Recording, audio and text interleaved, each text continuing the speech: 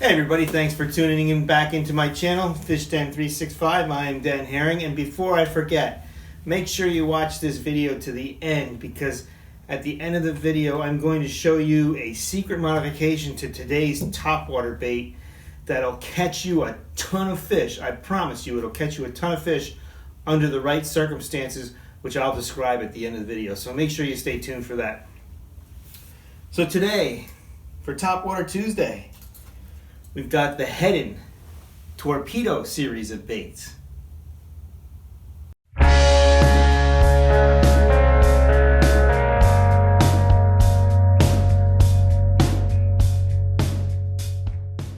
So the Heddon Torpedo, you got the torpedo, the baby torpedo, the tiny torpedo, the teeny torpedo, all different sizes of this bait.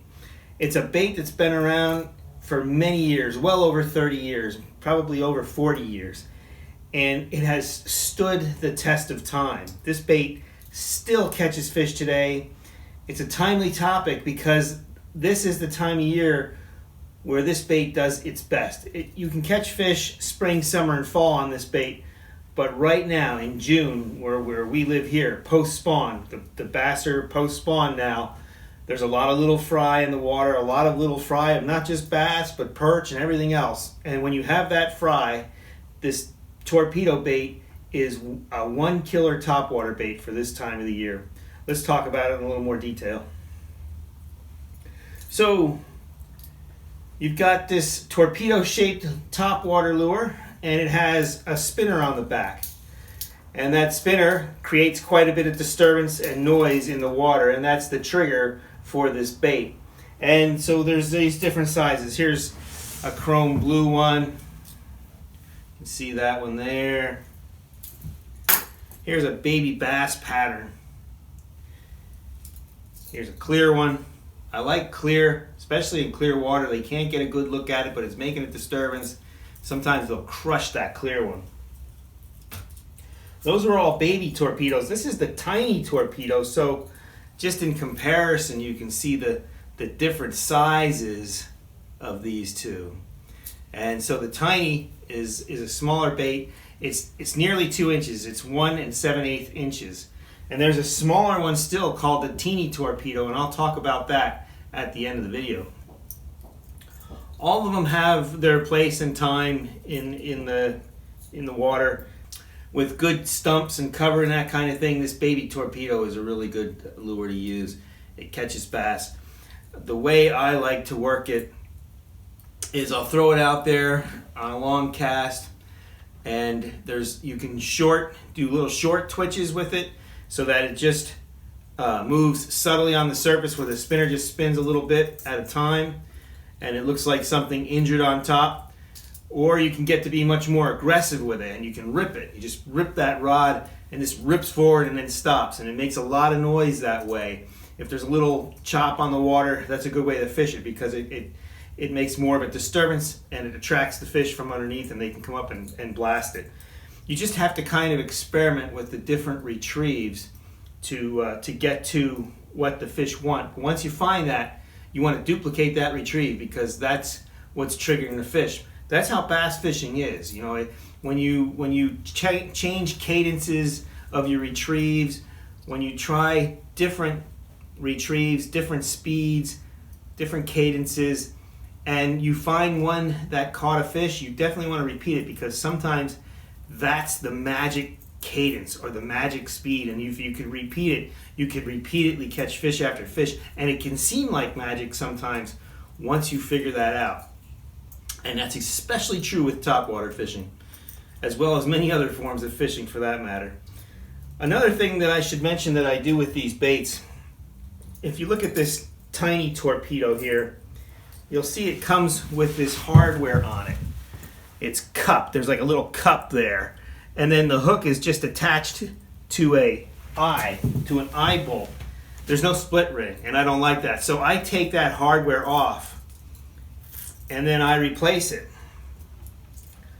with a split ring, and even the back, split ring, and then the hook. I do leave the cup on the back. See that the cup is still there. I just added a split ring. That cup gives you something for that spinner to spin against. So it's important to keep that on there because you need something for that spinner to be loose so that it can spin when you rip it forward in the water. But I still have the split ring, and then it's always EWGs. On the baby torpedo, the size 4 EWG. On the tiny torpedo, you got to go down to smaller hooks. I usually go down to number 6s, or maybe even smaller, depending. So a lot of people are familiar with fishing this bait. It catches a lot of fish for a lot of people, and it's kind of, I think, has become in recent years perhaps a forgotten bait, or maybe it stays in people's tackle boxes more than it used to, but it catches fish the same way it always did.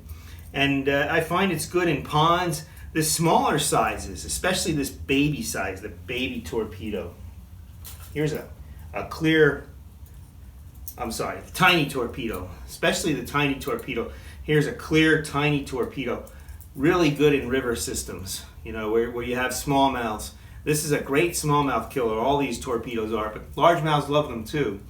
And I imagine if you're fishing in there where you have white bass, or where you have Kentucky or spotted bass, I imagine they work well with those too. But in the rivers, this tiny torpedo can be a really good bait to throw for smallmouth bass. Now, when you're throwing these baits, if I'm throwing the baby torpedo or anything this size or larger, I'll throw it on topwater bait casting gear. So it's kind of like a medium action bait casting rod. It's heavy enough for you to throw it that way. When you get down to the tiny torpedo and the even smaller teeny torpedo, you can probably do better with throwing it on spinning gear. In both cases, I'm using braided line, generally 20-pound test braided line, and I use a monofilament leader on that braided line, probably a rod length at least, maybe 2 rod lengths of monofilament leader. And that monofilament leader could be 12-pound test, 10, 12, I'd say 10 to 17-pound test is good on the monofilament. And the reason why you want monofilament is monofilament leader floats, so it won't go under the bait and get hung up on the hooks or mess the action of the bait up.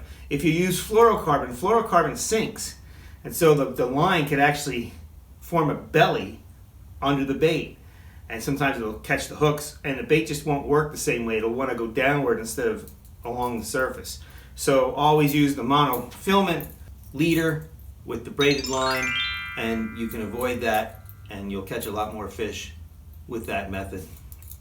So these smaller baits, the tiny torpedo, the teeny torpedo, better off throwing it on lighter line with spinning gear. So you can go down to maybe 15-pound braid, 10-pound braid with 8 or 10-pound monofilament, and you'll be able to cast it a lot further, but you can still work the bait the same way with spinning gear.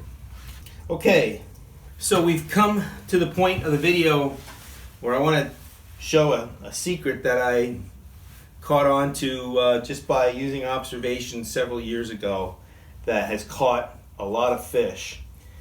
And it has to do with buying the smallest torpedo. This is the second smallest. This is the tiny. It could work with the tiny, but a lot of times it works even better with the teeny torpedo. The tiny is 1 7/8 inches, almost 2 inches. The teeny torpedo is about 1.5 inches. It's even smaller. So this what I'm going to explain to you can work with either or. And it has to do with the cicada hatch that takes place every 17 years in some states, every 14 years, 12 years in others. So in Pennsylvania, we just had a 17-year cicada hatch last year, 2021. And my brother, he likes to fly fish, and he'll make flies that look like these cicadas. But I'm a little lazier than that, and I found that if I take a tiny or teeny torpedo, and this depends on the cicadas, right? We actually had a multiple hatch last year. Some cicadas were about 2 inches, others were about 1.5 inches. The majority were the smaller ones where I was fishing last year. So that would mean using the teeny torpedo to match that size. There's a color called black shore minnow. Black shore minnow in a teeny torpedo. Black shore minnow is the color. It's black, and it has white or silver colored ribs on the side. Here's a picture of it. You can take a look at it right here. I'd show you the bait, but I lost 2 of them last year to my last two during the cicada hatch. I have to buy some more and modify those baits. Here's the trick. You get one of those teeny torpedoes in black shore minnow, and you get yourself an orange marker. Could be a Sharpie like this one. Could be one of these Spike It glow type orange. It's just as long as it's orange. And you paint the sides of that bait and the belly part wherever there is that pattern, that bone pattern, fish bone pattern of the black shore minnow. It's like silver or white. Just paint all of that orange. So you've got a black base because the lure's black, and then instead of having that silver or white fish bone pattern on there, you've painted it orange. If you use one of these permanent markers, it'll stay orange for a long time. You might have to repaint it after catching several fish. Hey folks, supplemental here. I've just found my baby torpedo that I colored to look like one of these cicadas. I think the teeny one is a better size, but this baby one could catch them too, especially if you have bigger cicadas in the waters you're fishing. So hopefully you can see this. It's the black shore minnow color. I painted the eyes orange, the ribs, those bone patterns, I painted that orange. Where it says tiny torpedo, made that orange on the bottom. And I even painted the blade that spins. I painted that orange as well, just with a marker. I didn't paint it. I used a orange marker, permanent marker, and that's all you need to do. That'll stay on there for a good long time. It makes it look like one of those cicadas because they have that orange pattern in their wings and in their eyes. And this is a really good way to catch fish when that cicada hatch is going on strong. But paint it orange and you've got a lure that looks just like the 17-year cicadas that hatch around here. And it's not just Pennsylvania. There's a ton of states that these things, all the way down to Tennessee and a lot of the southeastern states. Think Georgia and some others. So, and these cicadas, there's different broods. And the broods hatch in different time frames and different years. But a lot of them are very similarly colored, where they're black or dark colored with a lot of orange on them. Sometimes even red or orange eyes. Anyway, I took this, I did this the last time, 17 years before last year. I knew this brood was coming. My brother loves fishing this thing because what happens with these cicadas is there's so many of them in the trees. At some point, at the end of the time that they do their mating, they get weaker and they start falling into the water. So when you have trees next to the water, these things are falling in, and everything that is in those lakes, nearly everything, eats them. Smallmouth bass, largemouth bass, carp, stripers, catfish, muskie. We've caught all these different species on these crazy cicada hatches. And trout, by the way, too. If you're a trout fisherman and you have trout streams, the trout go nuts for these things. So it's a, you don't get many opportunities because it happens only so many years, 17, 14-year broods, whatever the case may be. But when it happens, there's so many of them, it's a feast for the fish. And if you can imitate what they look like on the water, you're going to catch fish. And that teeny torpedo does a really good job. You just paint that bone pattern orange, tie it on, throw it out there where the other cicadas are falling in the water, and you just give it a little twitch and jerk, and it'll look like a cicada struggling on the top. You don't know what you're going to catch. Could be bass, carp, anything that's out there, but I promise you it'll catch you a lot of fish. So if you have a cicada hatch coming up soon, or when you next do, be prepared. Get your tiny torpedo and your baby torpedo and black shore minnow, paint them up, and you'll be ready to go. Well, I hope you found the video to be helpful and informative. If you did, please hit that like button. Don't forget to subscribe to the channel if you haven't done so already. We're Certified Bassified. We're all about the art and science of fishing, especially bass fishing. Stay tuned because very soon we'll be coming out with that striper video that I promised on how to catch the stripers. We just did one on where to find them in this Pennsylvania area. Then we're going to go into detail about how to catch them in the different seasons. So you're going to want to stay tuned for that. That'll be coming very soon. That's it for Topwater Tuesday. As always, may God bless your fishing endeavors.